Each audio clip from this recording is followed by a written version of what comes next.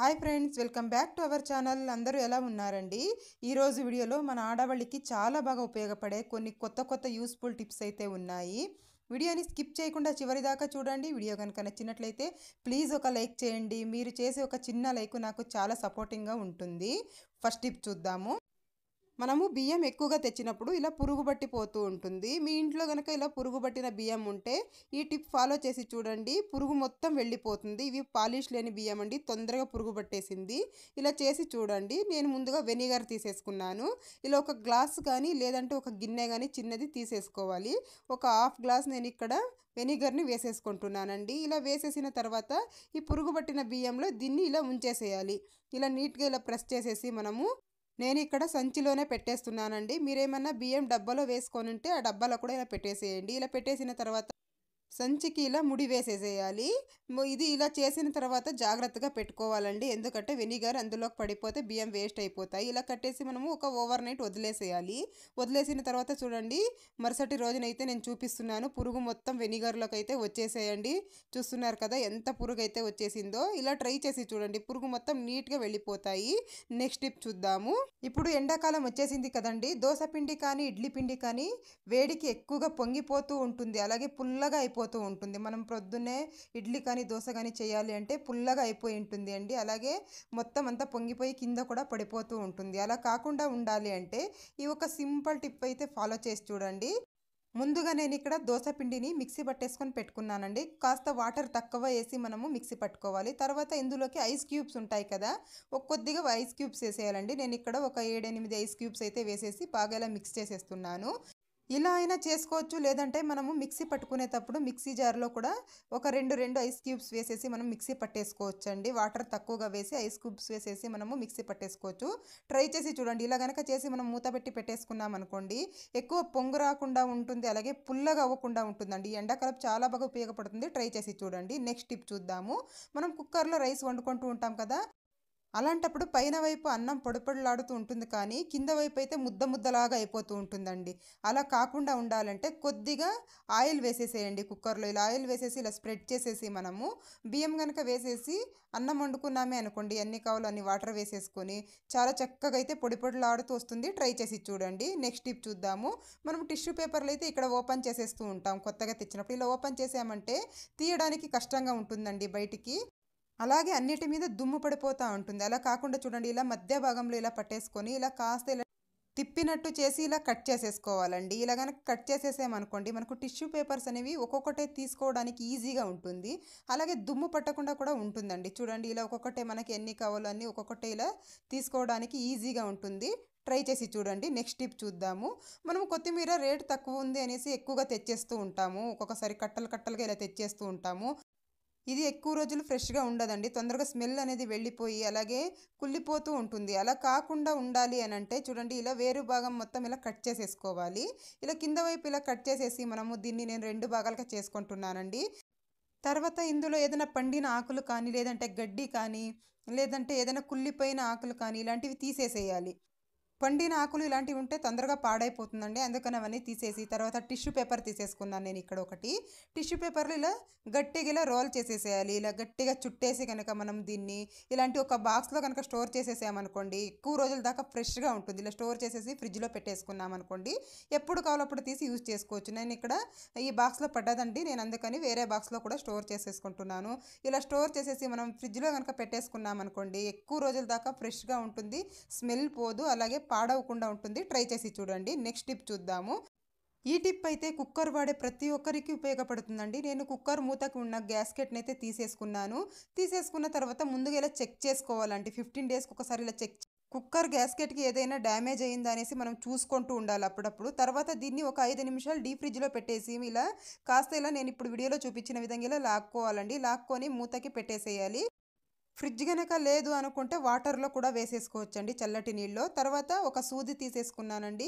ఇలా సూదితో ఇలా మనం నీట్గా ఇలా విజిల్ పెట్టే కాడ ఇలా నీట్గా పొడిచినట్టు చేయాలండి. ఇలా చూడండి, ఇలా వీడియోలో చూపించిన విధంగా బాగా ఇలా అన్నేసామనుకోండి, ఏదైనా ఫుడ్ పార్టికల్స్ ఏదైనా అందులో ఇరుక్కున్నట్లయితే నీట్‌గా వచ్చేస్తాయండి. అప్పుడు మనకు కుక్కర్‌తో ఎటువంటి ప్రమాదం అయితే ఉండదు.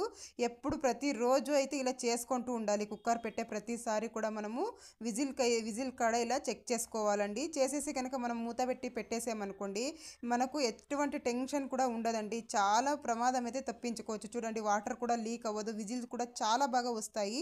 నేనైతే ఇంట్లో ఎప్పుడు ట్రై చేసే టిప్పే అండి. ట్రై చేసి చూడండి. చూద్దాము. ఇలా మనము టీ పౌడర్ తెస్తూ ఉంటాం కదా, టీ పౌడర్ ఒక బాక్స్లో వేసేసుకున్న తర్వాత దీనైతే మనము పడేస్తూ ఉంటాము. అలా కాకుండా దీన్ని ఇలా కూడా యూస్ చేసుకోవచ్చు. చూడండి, ముందుగా ఇలా అయితే నేను మొత్తం ఇలా 4 సైడ్స్ కూడా ఇలా లోపలికి అనేసుకున్నాను. తర్వాత దీన్ని మనము చాలా బాగా ఉపయోగించుకోవచ్చు.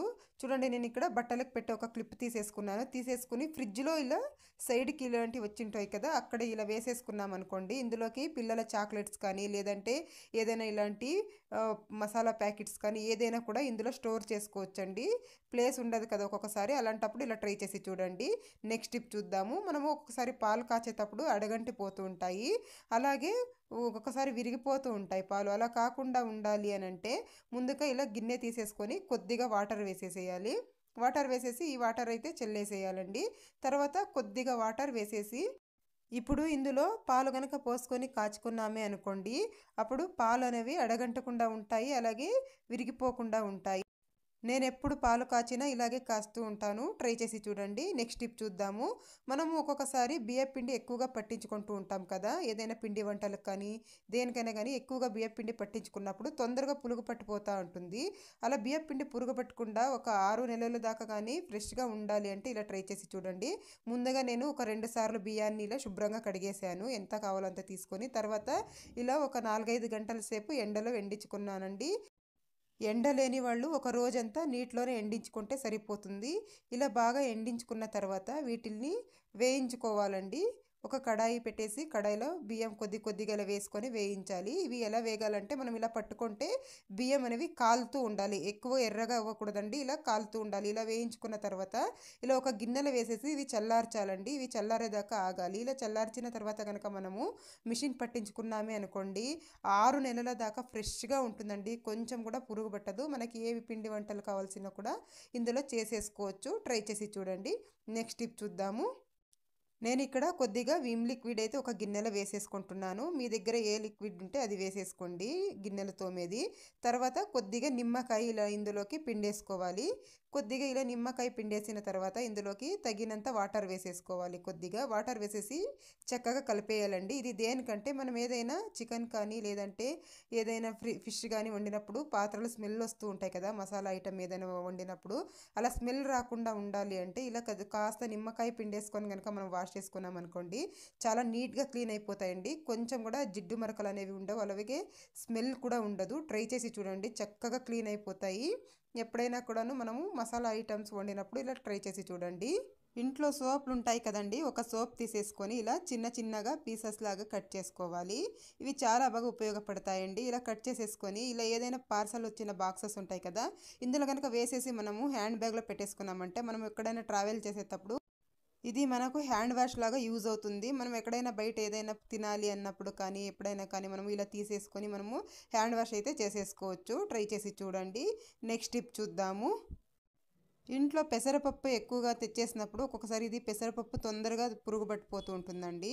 అలా పురుగు పట్టకుండా ఎక్కువ రోజుల దాకా ఫ్రెష్గా ఉండాలి అని అంటే ఇందులోకి ఒక 2-3 లవంగాలు వేసేయండి. తర్వాత ఒక 4-5 మిరియాలు వేసేయండి. ఇలా వేసేసి మనం ఇలా కలిపేసుకొని మూత పెట్టి పెట్టేసుకున్నామంటే ఎక్కువ రోజుల దాకా పురుగు పట్టకుండా ఉంటుంది. ట్రై చేసి చూడండి. నెక్స్ట్ టిప్ చూద్దాము. మనం వాటర్ బాటిల్స్ కానీ లేదంటే ఫ్లాస్క్ కానీ యూజ్ చేస్తూ ఉంటాం కదా, ఇవి ఎంత వాష్ చేసినా కూడా స్మెల్ వస్తూ ఉంటాయి. అలా కాకుండా ఉండాలంటే చూడండి, కొద్దిగా వంట సోడా వేసేయండి. తర్వాత కొద్దిగా బియ్యం వేస్తున్నాను. తర్వాత ఇందులోకి వెనిగర్ ఉంటుంది కదా, వైట్ వెనిగర్, అది కొద్దిగా వేస్తున్నాను. ఈ 3 వేసేసి కాస్త వాటర్ వేయాలి. వాటర్ వేసేసి బాగా షేక్ చేయాలండి. బాగా మూత పెట్టేసి బాగా ఇలా షేక్ చేసామంటే మొత్తం క్లీన్ అయిపోతుందండి బాటిళ్ళు. తర్వాత చూడండి, చూపిస్తాను ఎంత మురికి వచ్చేసిందో. ఇలా ఎప్పుడైనా వారంలో ఒకసారి కానీ ఇలా క్లీన్ చేసుకున్నామంటే చాలా నీట్గా ఉంటుంది. తర్వాత దీన్ని బాటిల్ని ఒకసారి మంచి నీళ్ళలో కడుక్కున్నామంటే నీట్గా క్లీన్ అయిపోతుందండి. చూపిస్తాను చూడండి, నేను వాష్ చేసి చూపిస్తాను ఎంత నీట్గా క్లీన్ అయిపోయిందో. చూస్తున్నారు కదా. అలాగే బ్యాడ్ స్మెల్ కూడా రాకుండా ఉంటుంది. ట్రై చేసి చూడండి. నెక్స్ట్ టిప్ చూద్దాము. మనము ఇంట్లో ధూపం కానీ లేదంటే సాంబ్రాణి కానీ పొగ వేస్తూ ఉంటాం కదండి. ఇలా ధూపం వారంలో ఒకసారి కానీ లేదంటే రోజు కానీ వేస్తే చాలా మంచిదండి ఇంట్లో. ఇలా మనం ధూపం వేసేటప్పుడు మన దగ్గర ధూపం స్టాండ్ లేదనుకోండి ధూపం వేయడానికి, అలాంటప్పుడు ఇలాంటి టీ కప్స్ ఉంటాయి కదండి ఇంట్లో, దీనిపైన ఇలా మట్టి ప్రమిదని పెట్టేసామంటే చూడండి మనకు వేయడానికి చాలా ఈజీగా ఉంటుందండి. మనము ఇంట్లో అన్ని రూమ్స్లోకి వెళ్ళి ధూపం వేస్తూ ఉంటాం కదండి. ధూపం స్టాండ్ లేదంటే మనకి వేయడానికి కష్టంగా ఉంటుంది. ఇలాంటి టీ కప్స్ ఉంటాయి కదండి, వీటితో అయితే మనకి ఇలా పట్టుకోవడానికి కూడా సపోర్ట్గా ఉంటుంది కదండి. ధూపం వేయడానికి కూడా ఈజీగా ఉంటుంది, చెయ్యి కూడా కాలకుండా ఉంటుంది. ట్రై చేసి చూడండి. ఈసారి ఎప్పుడైనా ధూపం వేసినప్పుడు ధూపం స్టాండ్ లేదంటే ఇలా ట్రై చేసి చూడొచ్చు. నెక్స్ట్ టిప్ చూద్దాము. ఇలాంటి తవాలు ఉంటాయి కదండి, ఐరన్వి, అందరిళ్ళల్లో కూడా యూస్ చేస్తూ ఉంటాము. మనము పై వైపు అయితే దీన్ని వాష్ చేసి యూస్ చేస్తూ ఉంటాము, కింద వైపు అసలు పట్టించుకోమండి వెనక భాగాన. అలాంటప్పుడు ఇలా వెనక భాగాన చూడండి ఇలా తుప్పు పట్టినట్లు అయిపోతూ ఉంటుంది. ఇలా అవ్వడం వల్ల మనం అలాగే వదిలేసాము అనంటే హోల్స్ పడి పాడైపోతుందండి తవ అనేది. అలాంటప్పుడు చూడండి కొద్దిగా ఇంట్లో కుకింగ్ ఆయిల్ ఉంటుంది కదా, కాస్త కుకింగ్ ఆయిల్ వేసేసి ఇలా వేస్ట్ క్లాత్ ఏదైనా ఒకటి తీసేసుకొని ఇలా మనము క్లీన్గా ఇలా తుడిచేసామంటే ఈ తుప్పు మొత్తం వెళ్ళిపోతుంది. చూడండి ఇలా ఆయిల్ వేసేసి మన ఇంట్లో ఏ ఆయిల్ ఉంటే ఆ ఆయిల్ వేసుకోవచ్చండి. నీట్గా ఇలా వేసేసి మనము తుడుచుకున్నాము అనంటే క్లీన్గా ఉంటుందండి. అలాగే తవ కూడా ఎక్కువ రోజులు మనకు పాడవకుండా ఉంటుంది. మనము దేవుడి పూజకి అనేసి ఎక్కువగా కుంకుమ అయితే తెచ్చేస్తూ ఉంటాము, అది ఒక్కొక్కసారి పురుగు పట్టిపోతూ ఉంటుందండి. అలా పురుగు పట్టకుండా అలాగే ఎన్ని రోజులైనా ఫ్రెష్గా ఉండాలి అని అంటే మాత్రం చూడండి ఈ ఇంట్లో కర్పూరాలు ఉంటాయి కదండి, పూజకి వాడుతూ ఉంటాం కదా కర్పూరం బిళ్ళలు, ఒక 2 కర్పూరం బిళ్ళలు వేసేసి పెట్టినట్లయితే కుంకుమ అనేది మంచి సువాసన ఉంటుంది. అలాగే ఎన్ని రోజులైనా కూడా పురుగు పట్టకుండా ఉంటుంది. ట్రై చేసి చూడండి. మీ దగ్గర పచ్చకర్పూరం ఉంటే అది కూడా వాడవచ్చు. ఒక బౌల్ తీసుకున్నాను, అందులోకి కొద్దిగా తేనె వేస్తున్నాను. కొద్దిగా ఇంత అయితే సరిపోతుంది. మీకు ఎక్కువ క్వాంటిటీలో కూడా చేసి పెట్టుకోవచ్చండి, ఇదేం పాడవ్వదు. తర్వాత కొద్దిగా వ్యాస్లైన్ వేస్తున్నాను ఇందులోకి. కొద్దిగా వ్యాస్లైన్ వేసేసి ఇది రెండు బాగా మిక్స్ అయ్యేలాగా కలుపుకోవాలి. మంచి కలర్ అయితే చేంజ్ అవుతుందండి, బాగా ఇలా మిక్స్ అయిపోవాలి. ఇలా కనుక మనం మిక్స్ చేసేసుకున్నామంటే మనకు ఇది రెడీ అయిపోతుంది. దీన్ని మనం ఎక్కువ క్వాంటిటీలో కూడా చేసి పెట్టేసుకోవచ్చు. వద్దు మాకు అప్పటికప్పుడు చేసుకుంటామంటే ఇలా రెడీ చేసేసుకోవచ్చు. దీన్ని ఇప్పుడు చలికాలం కదండి, కొంతమందికి అయితే పెదవులు డ్రై అయిపోయి అలాగే పగిలిపోయి ఉంటాయండి, రక్తం కూడా కారుతూ ఉంటుంది. అలాంటప్పుడు కనుక మనం ఇలా చేసి కనుక పెదవులకు అప్లై చేసినట్లయితే పెదవులు అనేవి మంచి రెడ్ కలర్లోకి వస్తాయి, అలాగే చూడడానికి కూడా స్మూత్గా ఉంటాయి. ట్రై చేసి చూడండి. నెక్స్ట్ టిప్ చూద్దాము. మనము ఏలక్కులు యూజ్ చేస్తూ ఉంటాం కదా, యూజ్ చేసినప్పుడు ఏలక్కులు దీనిలో గింజలు వాడేసి ఇలా పొట్టు పడేస్తూ ఉంటాము. అలా పడేయకండి, ఇది కూడా చాలా బాగా యూజ్ చేసుకోవచ్చు.